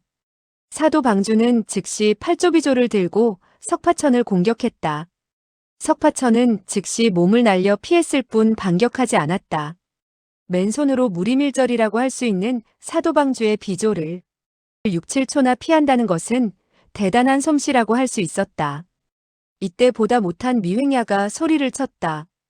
맹주 사질이 8초를 피하면서도 저항을 하지 않았소이다. 사질은 방주인 사숙의 신분을 존중한 것인데 그래도 방주께서 다시 살수를 펼친다면 천하의 사람들은 모두 방주를 욕할 것이외다. 사도 방주는 버럭 고함을 질렀다. 누가 저 녀석에게 손을 쓰지 말라고 했더냐? 어찌되었건 너희들은 저 녀석과 한통속이니 일제히 달려들어 나를 죽이려무나. 그리고 저 녀석을 방주로 삼는다면 너희들 소원도 풀 수 있을 것이 아닌가. 그렇게 욕설을 퍼부으면서도 사도 방주는 좀처럼 손을 늦추지 않았다. 삽시간에 석파천은 위기에 몰리게 되었고 비조 아래 곧 죽고 말 것 같았다. 이때 전 향주가 부르짖었다. 석 형제 검을 받으시게. 그리고 장검을 한 자루 던졌다. 석파천은 즉시 장검을 받아주었다. 이어 다시 3초를 피했다. 그리고 석파천은 정중한 어조로 말했다. 사숙, 이미 20초를 양보했습니다. 그래도 손을 멈추지 않는다면 부득이 손을 써야 하겠으니 그리 아십시오. 사도 방주는 두 눈에 흉악한 빛을 빛내며 연신 비조를 석파천의 앞면으로 뻗쳤다. 이때 의사청에 모였던 20명의 정부 향주들이 일제히 소리를 쳤다. 손을 쓰시게 손을 써. 헛되이 죽음을 당할 필요가 어디 있는가? 이렇게 되자 그제서야 석파천은 한마디 던졌다. 그럼 신뢰를 범하겠소이다. 그리고 그는 장검을 들어 비조를 밀쳐냈다. 두 사람은 한데 어울려서 싸우게 되었는데 싸움은 진정 격렬한 것이었다. 그러나 여러 사람들은 그래도 석파천이 많이 양보하는 것을 볼 수 있었다.